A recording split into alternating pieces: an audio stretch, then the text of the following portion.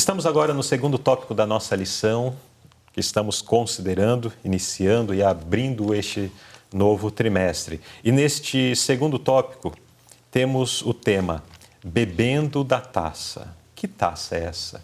E quem foram aqueles que beberam dessa taça, né? Irmão Joaci, descreva o objetivo original de Tiago e João, filhos de Zebedeu. Vamos incluir a mãe deles aqui também, né? Faz parte, né? A família. Ela vai entrar nessa resposta aqui também. Qual era o objetivo deles? Olha, o objetivo original de Tiago e João, como vimos aí no tópico anterior, era uma união mais íntima com Cristo, com o Salvador, né? Eles queriam ali estar mais próximo de Jesus, o suprir cada vez mais dessa experiência única com o seu Salvador. Exato. Mas só que a mãe tinha um plano também. E que encontrou eco no coração deles. Verdade. Então, a mãe dele era uma seguidora de Jesus e o servia livremente com seus bens. E ela teve a ideia, né, de compartilhar com seus filhos o plano de um ficar à direita e outro à esquerda de Cristo no seu reino. Lembrando que a expectativa de todos os discípulos era de um reino temporal, que Jesus seria o rei e eles seriam ali os primeiros, os seus súditos. Então, com essa ideia, mãe e filhos se juntaram e foram fazer o pedido tão almejado a Jesus de um estar à sua direita e à sua esquerda. Então, Jesus, durante o seu ministério, várias vezes ele anunciou o reino de Deus, né? Ele diz que veio para dar início a este reino.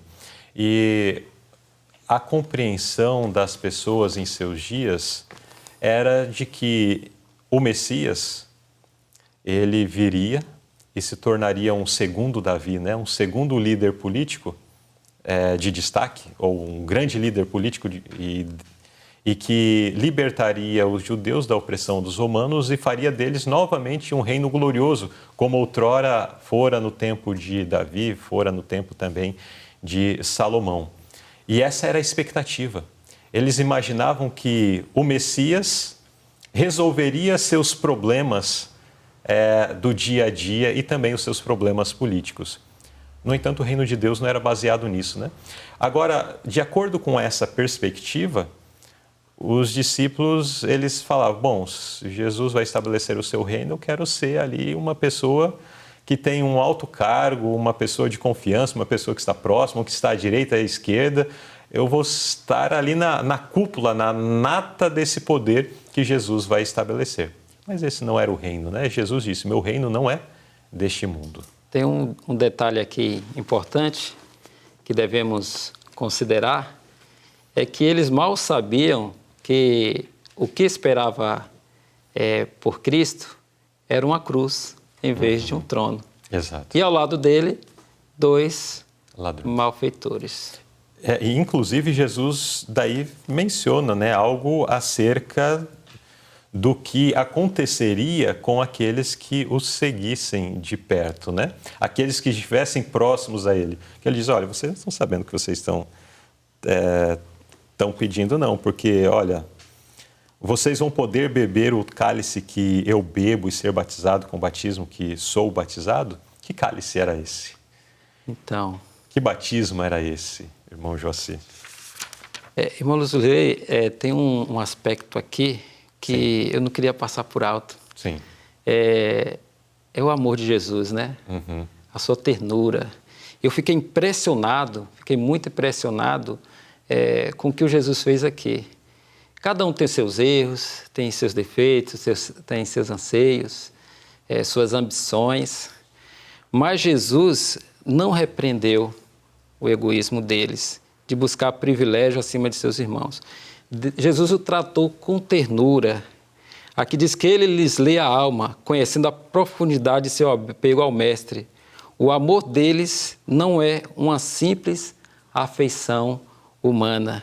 Aqui diz, por isso ele não repreenderá, mas aprofundará e purificará. Então esse amor de Cristo deve tocar os nossos corações. Ele sabe o que passamos, o que ansiamos. Você aí que está nos ouvindo, Deus te conhece.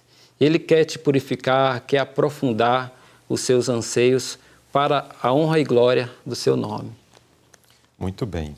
E um último comentário antes de nós passarmos à próxima lição, em base do que já foi mencionado, da expectativa dos discípulos em relação a Jesus. Eles tinham uma expectativa de que Jesus ele se tornaria um líder político, um líder civil e que promoveria reformas, revoltas, guerras e libertaria o povo daquela situação. Esta lição ela está acontecendo num período onde nos municípios do Brasil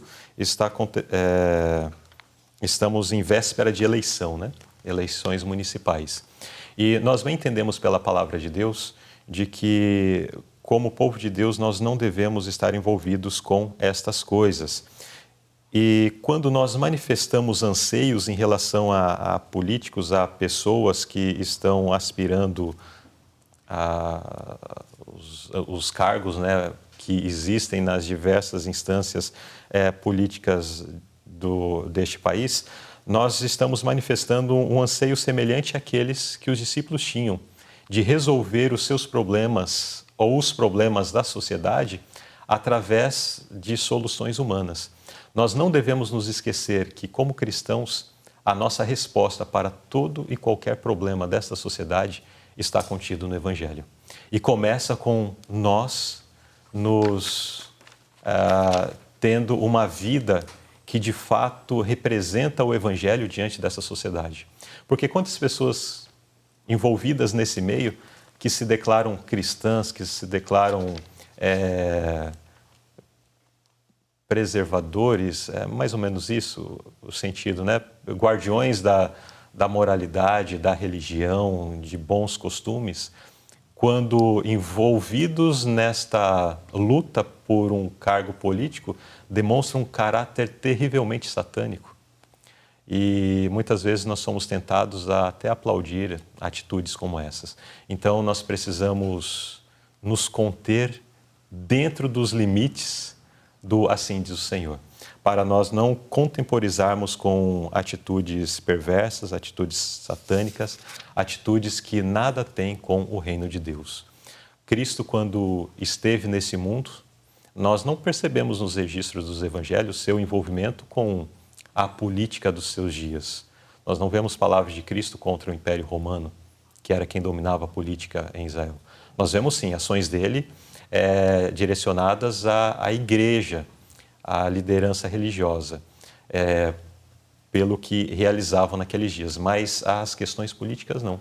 E o governo romano era extremamente corrupto, era extremamente cruel, era extremamente perverso e imoral. Mas mesmo assim nós não encontramos palavras de Paulo, não encontramos palavras de Pedro, não encontramos palavras de Jesus, não encontramos palavra de Tiago, não encontramos palavras de João, mencionando aqueles que nós temos os registros que chegaram até os nossos dias, né? Trazendo que a igreja tomou parte em atos contra o poder civil daqueles dias, deixando-nos um exemplo, para que nós possamos também, seguindo esse exemplo, não nos envolvermos com as lutas que são deste mundo e que estão bem coordenadas com o príncipe deste mundo, né? E que nada tem a ver com o reino de Deus. Nós precisamos nos preocupar mais com o reino de Deus, mais com a nossa salvação, e isso sim deve ser o nosso objetivo. Vamos seguir adiante, vamos à pergunta B. Exatamente como Cristo havia predito, o que aconteceu com Tiago e João após Cristo ter retornado ao céu? Então, após a sua ascensão... Aqui é o cálice, né? Que Jesus falou do cálice que haveriam de beber, o batismo que haveriam de ser batizados. Sim, claro. É justamente o título aqui, né? Isso. Bebendo a taça, né? Uhum. Na verdade, eles beberam a taça ali em sua vida, né? Sim. Nós vemos aqui que Tiago morreu de forma prematura, no ano de 44 depois de Cristo, pela espada de Herodes. Sim. E o seu irmão João continuou essa vida de luta, de labuta, no caminho aí de Cristo. E na sua história ele foi lançado em um caldeirão de óleo fervente e foi livrado por Deus. Depois do livramento ele foi desterrado para a ilha de Patmos. Sim. Aqui na nota diz assim: Tiago e João deviam compartilhar com seu mestre o sofrimento. O primeiro dos irmãos pereceu pela espada. O segundo foi o que mais tempo suportou labuta, vergonha e perseguição. E como que foi essa perseguição a ele? Nós temos aí a palavra de Deus registra pouco, né? Diferente do que aconteceu com Paulo, nós não temos tanto desta revelação, mas a inspiração nos traz esses indícios, né? Dessa perseguição que João sofreu, o caldeirão de azeite fervente, depois o desterro lá na ilha de Patmos, e finalmente ele pôde ter seus últimos dias junto à igreja de Éfeso. Mas foram dias terríveis, de grande dor, de perseguição, né? E esses momentos foram importantes para nós, porque senão essas mensagens, as mensagens de João, muitas delas não chegariam até nós hoje. E hoje nós estamos recebendo essa bênção por essa experiência de João com Cristo, e até mesmo ali na perseguição, no desterro, e depois nos últimos momentos dele, que ele passou ali na região de Éfeso, é muito importante para nós, para termos essa mensagem maravilhosa que estamos aqui estudando hoje e que está nas Sagradas Escrituras. Muito bem. Então, vimos aqui bebendo da taça, quando eles fizeram aquele pedido, junto com a mãe, de estarem um de um lado, outro do outro lado de Cristo. Eles não sabiam o que realmente haveriam de padecer, mas eles se submeteram ao processo educativo que Jesus lhes impôs, né? E eles tiveram um caráter transformado, de tal forma que, quando tiveram que beber o cálice, eles beberam honrando o nome de Cristo, né? Aceitaram o martírio, honrando o nome de Jesus. De forma nenhuma, eles titubearam, ou eles vacilaram, ou negaram a Jesus quando chegou o momento deles passarem pela aprovação. Mas testemunharam testemunharam do nome de Jesus, entregando as suas vidas. Tem um detalhe interessante a respeito do nome deles. Originalmente, Tiago é Jacó. Então, nós sabemos da experiência de Jacó, o que significa o nome. Então, por exemplo, Jacobus é o nome grego de Jacó. E aí nós vemos que eram pessoas que tinham suas lutas, assim como Jacó teve. E nós vemos que essas pessoas que tinham suas próprias lutas, suas dificuldades, foram transformadas por Deus e se tornaram vencedoras, vitoriosas em Cristo Jesus. Eu fiz menção de que no momento que chegaram para participar do cálice, eles permaneceram fiéis, né? No caso de Tiago, ele teve a sua vida tirada, né? Tirada precocemente. Pouco mais de 10 anos após a ascensão de Cristo.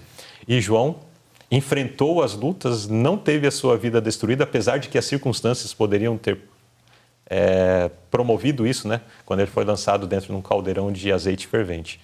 Mas o Senhor o preservou.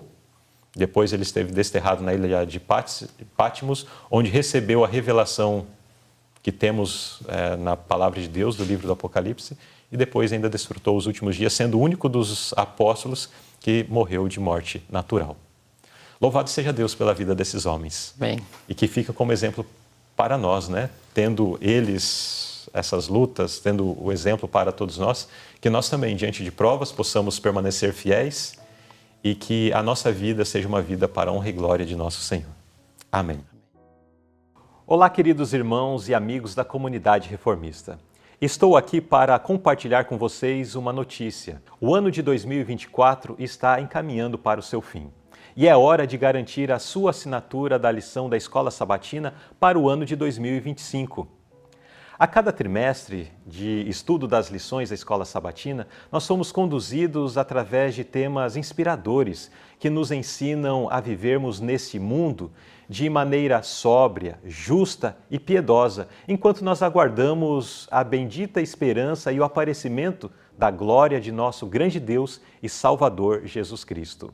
As lições da Escola Sabatina, elas estão disponíveis para todas as faixas etárias: maternal, tesouros infantis, pequeno pesquisador, adolescentes e adultos. Cada uma delas é adaptada para alcançar a compreensão de cada uma dessas faixas etárias. Junto com a assinatura da lição da Escola Sabatina, você pode fazer a sua cesta espiritual, composta com meditações diárias e também com meditações de pôr do sol. Meditação tanto para receber o sábado quanto a nova semana. Não deixe para depois, faça agora mesmo a assinatura para o ano de 2025. Procure o tesoureiro da sua igreja ou evangelista da sua região ou ainda a sua associação. As bênçãos de Deus estão esperando por você e também a sua família. Até breve e que Deus te abençoe.